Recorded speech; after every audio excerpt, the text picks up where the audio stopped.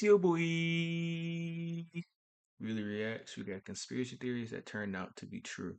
Look, man, the only difference between conspiracy theory and the truth is literally just time. I mean, everybody thought Diddy stuff was a conspiracy theory. So what's to say a lot of these conspiracy theories aren't the truth? I mean, only time can tell, but I wouldn't, count a lot of these conspiracy theories out.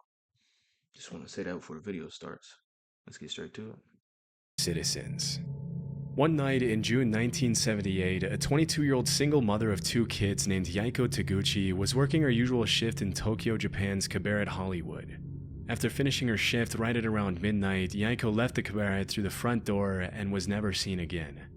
At first, nobody thought that anything serious had happened to Yaiko. In fact, several years later her manager was questioned and he claims that everyone thought she had quit when she failed to show up. At around that time, there had been rumors going around that several North Korean spies were working undercover in Japan looking to abduct innocent citizens and hold them as hostages back in North Korea.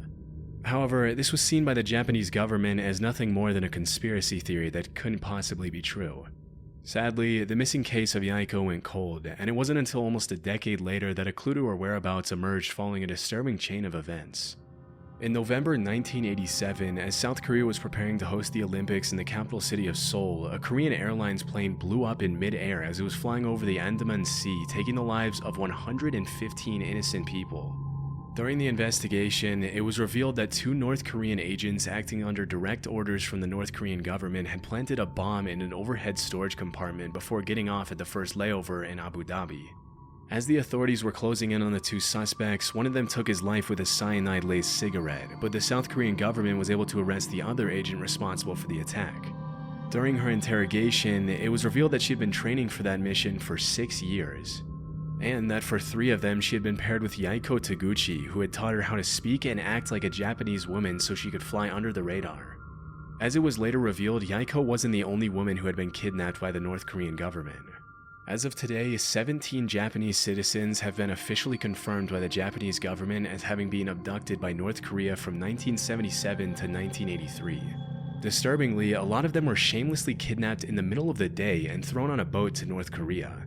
You might think that the victims were involved in something shady that put them on the North Korean government's radar, but the investigations actually suggest that most of them were average citizens who just happened to be at the wrong place at the wrong time. Dude, the world is so scary, bro. Like real talk. Especially like if Korea's like I don't if North Korea's how it is now, that would be the worst thing ever, dude, getting kidnapped and being sent to North Korea because you literally can't even leave. One woman was captured And there's literally basically like you can't do anything, bro. You're literally completely controlled by the government 24/7. while she was walking to a knitting class, and 2 others were kidnapped on a vacation to Europe. Another one, a 13-year-old girl, was taken as she was walking back home from school. Some of these victims were kidnapped for identity theft purposes, while others, like Yaiko, were forcefully brought to North Korea to teach the Japanese language and culture to North Korean spies. After the kidnappings were confirmed beyond the shadow of a doubt, the North Korean government had no choice but to come forward and apologize, but they claimed that only 5 of the 17 kidnapping victims were still alive.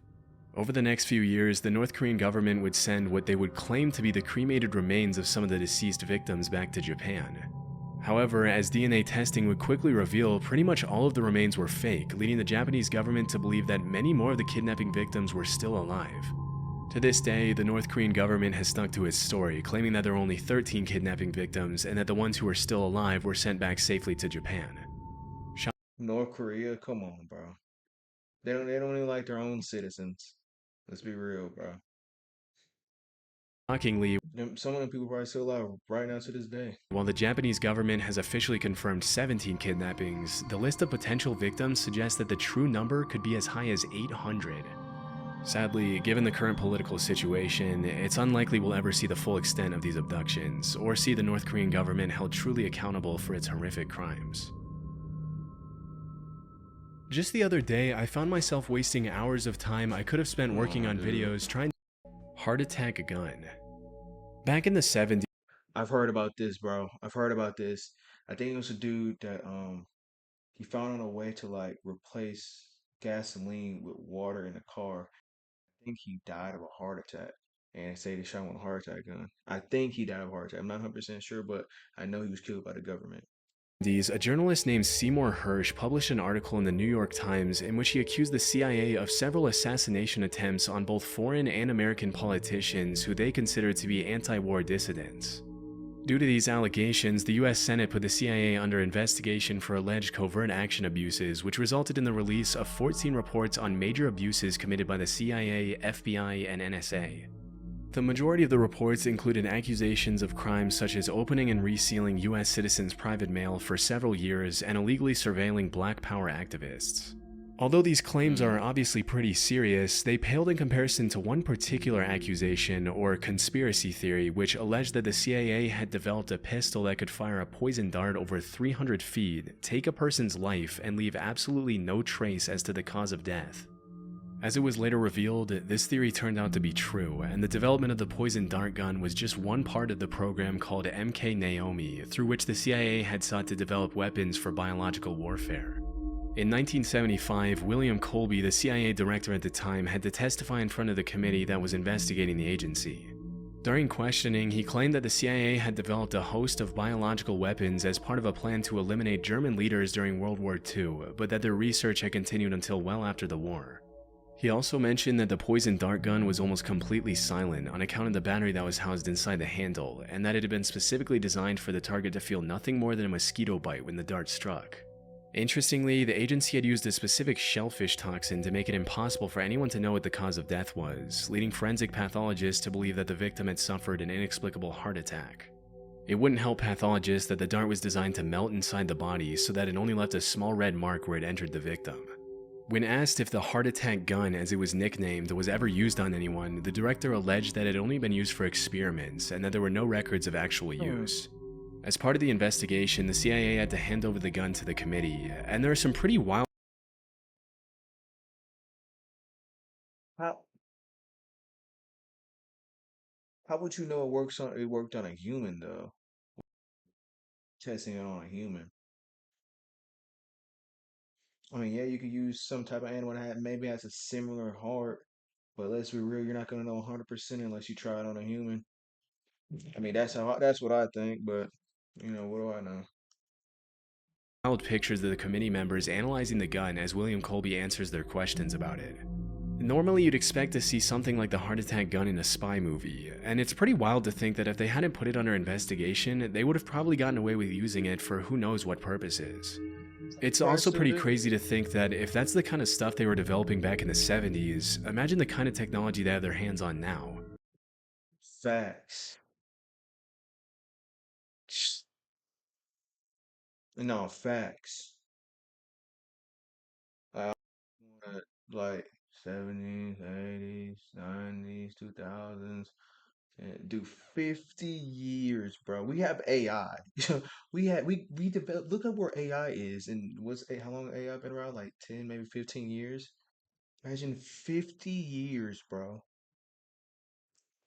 Disturbingly, the hearing was the only time the heart attack gun was ever shown publicly, and to this day it remains unclear what happened to it after the investigation.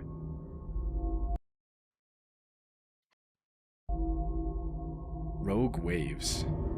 Sailors often get a reputation for making up stuff they claim to have seen during their time out at sea, and because there's no one there to refute their claims, they sometimes get You couldn't pay me to get on one of them boats. Hell no.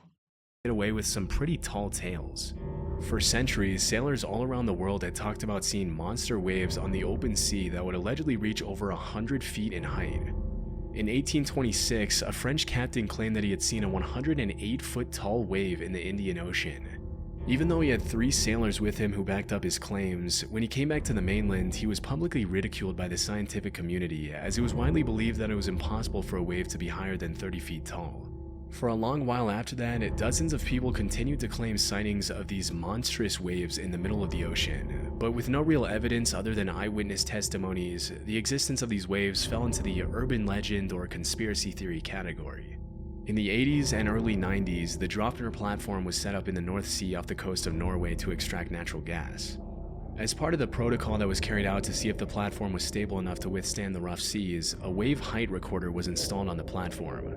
On New Year's Day in 1995, the sensor recorded an 84-foot tall wave, which served as the first real piece of evidence for the existence of rogue waves. After this incident, a lot of people started wondering how many of the sailors from previous centuries had been telling the truth. What's more disturbing than that is that there were probably hundreds of disappeared sailors from all around the world who had come across a rogue wave, also known as a monster wave or a freak wave. But because most people who encountered 100-foot tall rogue waves generally didn't live to tell the tale, their testimony went down into the depths of the ocean with them.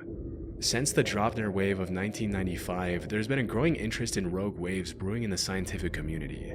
A few years ago, a professor at the Australian National University had estimated that at any given moment there are 10 rogue waves active in the world's oceans. As of today, a rogue wave is usually defined as a wave that is twice as large as the largest waves that come up in a particular area. And while the root cause of rogue waves continues to be investigated, it's generally accepted that these monster waves appear when two wave crests join together at the exact right time, resulting in a massive wave that can sink even the largest ships and oil rigs. Interestingly, it's also been discovered that rogue waves can take place in large lakes.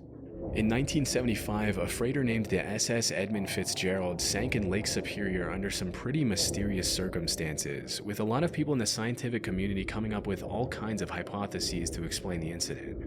It wasn't until several years later that the scientists started theorizing that the vessel could have fallen prey to a set of 3 consecutive killer rogue waves, a phenomenon referred to as the Three Sisters, in which the first wave destabilizes the ship, the second wave hits the ship's deck before it can stabilize again, and the third wave overloads the ship with more water than it can take on. If this were true, it could also provide an explanation for the mysterious sinking of other large ships in oceans around the world over the past few centuries, but this might be a bit more difficult to prove. Imagine how many, like, dude, there's so many dead people in the ocean. Like, dude, it's literally like history. Like, there's so much unknown history sitting at the bottom of the ocean that we don't know about.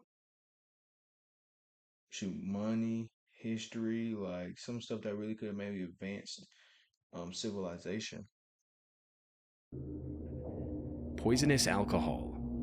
In January 1920, the 18th Amendment to the US Constitution was successfully ratified, triggering a 13-year period known as Prohibition, during which the production, sale, and transportation of alcohol was made illegal. During this period, the government enforced some pretty strict measures to prevent bootlegging of alcohol, which made the alcohol black market flourish like crazy.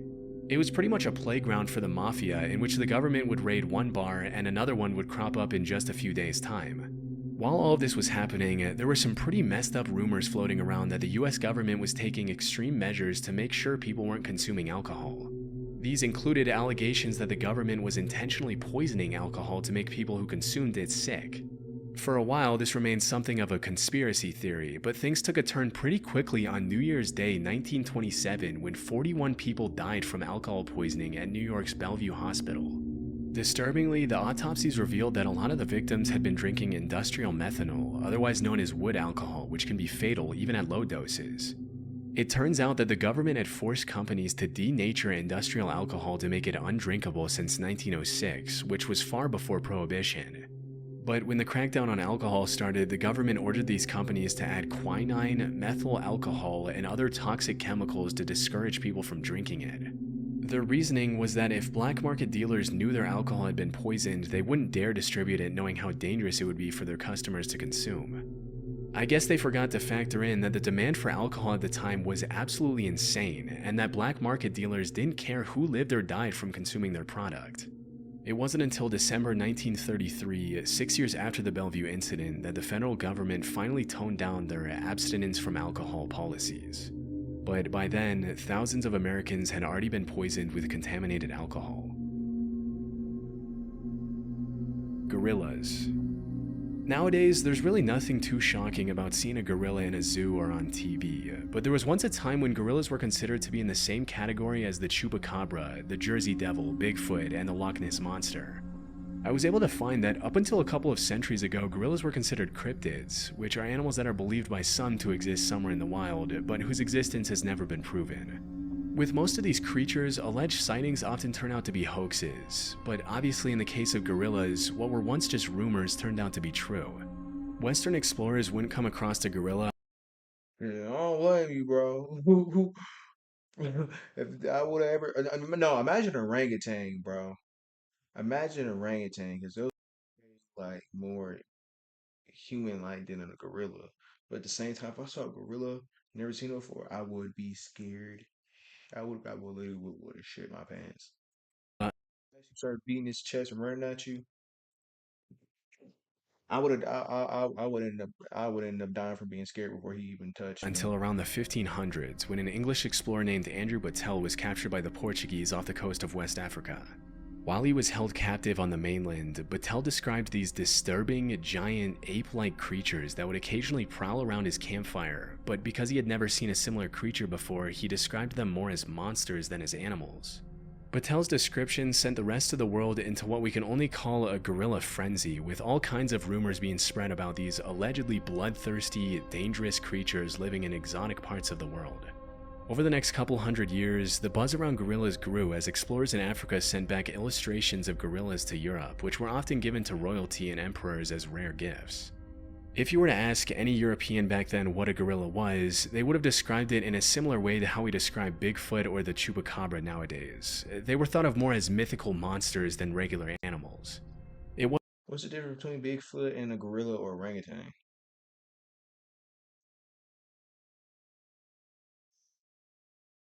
wasn't until over 200 years or so later that an American naturalist named Thomas S. Savage found a gorilla skull in 1847 during an expedition to Africa, which was the first piece of real proof for the existence of these animals. Naturally, this triggered a bunch of new expeditions to the area, and between 1855 and 1859, French explorer Paul Duchaillu confirmed the existence of gorillas and even brought some back dead. Just as Andrew Battelle before him, Paul Duchaillu also described gorillas as these savage, bloodthirsty creatures which stuck in the public mind for a long time. Around 15 years later, some German explorers brought back a baby gorilla from Africa to Liverpool, even putting up some towels on the ship so he could swing around and entertain himself on the long journey back. As you can probably imagine, as soon as the ship arrived back in Liverpool, people started flocking around the hotel where the gorilla was allegedly being kept to catch a glimpse of the once mythical creature. To the public's dismay, Pongo the gorilla wasn't the massive, violent monster they had thought, but rather a cute little 2-year-old gorilla who loved to play with dogs. A few years later in 1902, a German explorer named Robert von Beringe killed 2 mountain gorillas, which were huge in comparison to the baby gorilla that the previous German explorers had brought back. And that was really the first time the public was able to understand what a full-sized adult gorilla looked like. It's pretty crazy to think that at some point these animals that we now see as normal were once seen as legendary monsters. Interestingly, if you really look at the research, there are a ton of other animals that we now take for granted that were once brushed off as hoaxes, including kangaroos, platypuses, giant squids, and Komodo dragons. A giant squid, bro. I wouldn't believe. I would lie, bro. I wouldn't believe that either, bro. With so many of these myths turning out to be true, it really makes you wonder. Now, platypus, bro. That's the most unique looking creature, and then they have like poisonous fins. I think, like on their. That's like it's like really, really painful, really, really dangerous. Wonder how many animals are out there that we have no idea even exist. All right, man. So, hope y'all loved the video. I'm not hope y'all loved the video. Hope y'all liked the video. Love y'all. Peace.